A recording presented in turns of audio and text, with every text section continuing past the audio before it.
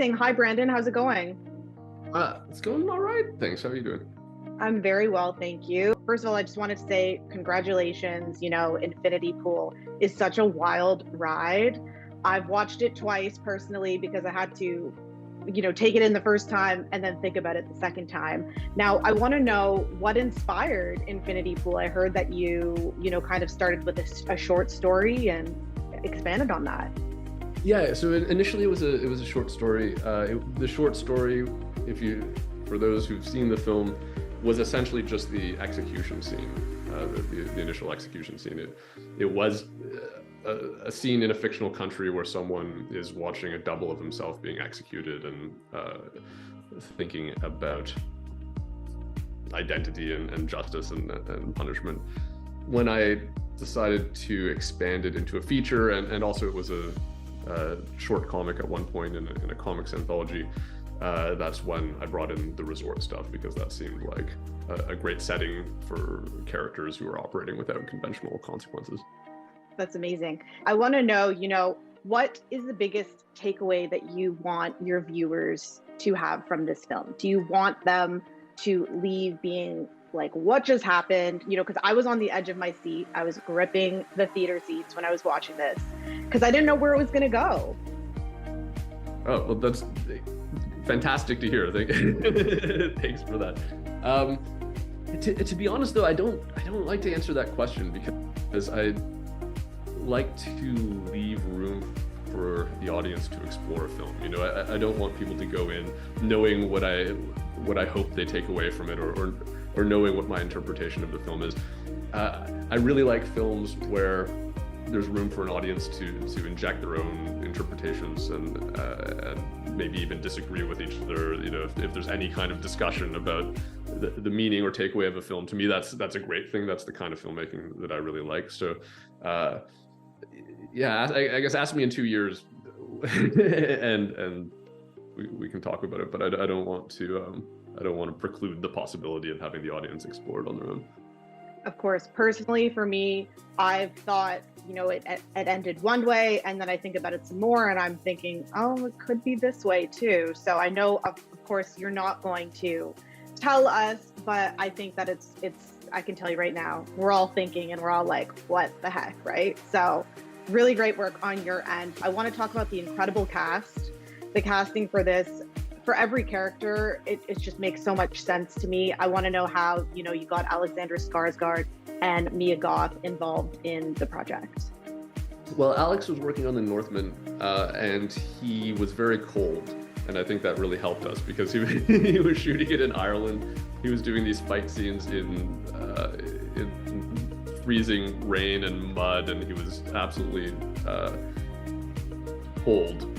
And so when he got a script for a movie that takes place at a resort, I think he said yes immediately. The joke was on him, of course, because actually it was very cold by the time we finished shooting. There's a scene where he's fighting naked in this as well, and it was also shot in below freezing temperatures. It was snowing when we shot that, so it was just a repeat of his Northman experience. But I think that definitely helped us. Mia was shooting Pearl at the time, and I was honestly just lucky with both of them. They're both actors I've been wanting to work with for years. I think they're absolutely incredible, and for whatever reason, they agreed to do this, and I'm very lucky to have had them. That's incredible. Do you think, that scene where Mia's on the car, or the scene where she's yelling, James, the internet is really, really loving that scene. Did you, when you wrote that, when you guys were shooting it, did you think, oh my gosh, this is going to be, a thing on TikTok? Or did that ever spark your mind?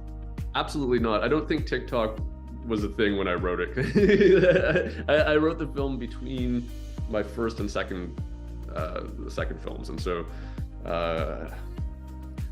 the initial writing for the film was maybe in 2014 or earlier. The sort of short story.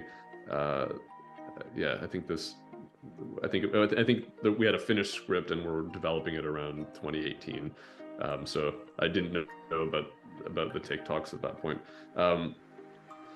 It's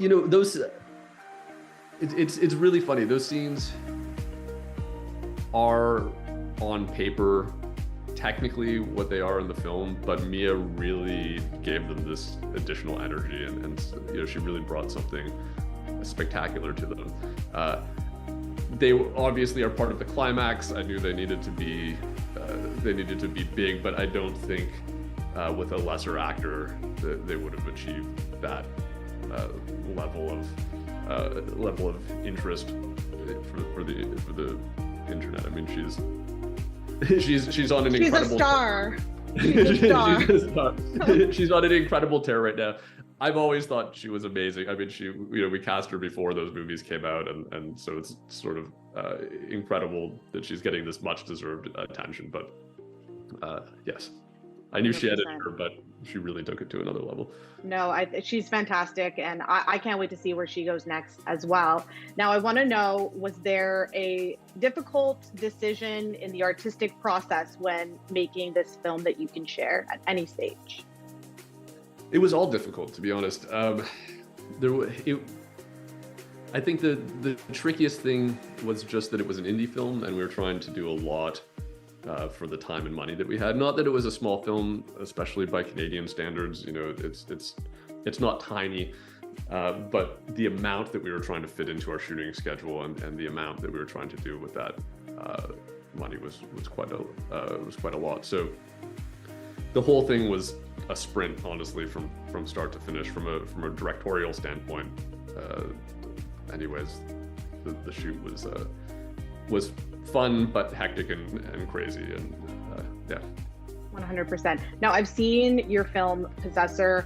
I'm a huge fan of horror, of sci-fi, and I noticed watching your films, you know, you kind of have a signature style with, you know, the camera flips and the lighting, but I also noticed there's a bit of a theme going on with, I don't know how to say this, I guess like the creepy kind of faces. So in Possessor, you know, the movie poster has that face or mask, which is also in the movie. And then now in Infinity Pool, we've got these masks that they put on. Is there any kind of tie-in? Is that like an Easter egg? What kind of inspired you to continue with this? It's hard to say. I don't know. It probably requires some kind of psychoanalysis. I don't really know. I don't really think about my films as a group of work. You know, I think about each one individually and what they require individually. The mask in Possessor had to do with obviously performing these other characters and people performing each other, and that was designed by Dan Martin, my effects artist. The masks in Infinity Pool were actually designed by a really great filmmaker named Richard Raphorst, who does also comics, graphic novels, and concept art. And I've loved his art for many years, and so knowing that they were going to be so central to the imagery of the film, we brought him on just to design those specifically. That's incredible. Would you say that there's any films that you watched growing up that really kind of influenced you? Probably, but I don't know what I don't know what they are. Terrible That's okay. Answer to that question. I don't have a good list. That's okay. Now, I want to know, this is my last question. Can we expect more films like this from you in the future? And is there anything you can tease us with? Because I cannot wait to see what you do next. Oh, that's very kind of you. I hope so. It's always hard to know with movies. Again, there was such a huge gap between my first and second films that I'm still not confident about the timeline for these things. There's a space horror movie that I'm working on called Dragon that I hope to get made that I've been developing for a number of years.